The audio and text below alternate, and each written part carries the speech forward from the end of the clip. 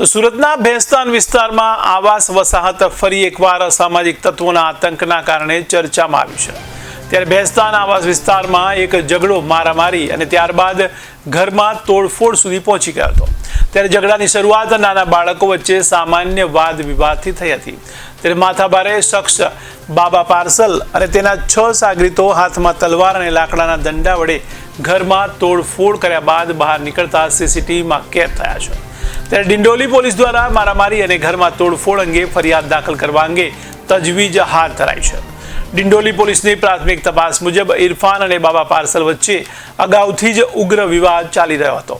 જો કે આ વખતે બાળકો વચ્ચેનો આ સામાન્ય ઝઘડો મારામારી અને ઘરમાં તોડફોડ સુધી પહોંચ્યો હતો। ત્યારે સ્થાનિકોએ જણાવ્યું હતું કે બાબા પાર્સલ પોતે ભેસ્તાન આવાસમાં માથાભારે છાપ ધરાવે છે અને અગાઉ પણ તેના વિરુદ્ધ ષડયંત્ર અને મારામારીના ગુનાઓ નોંધાયેલા છે।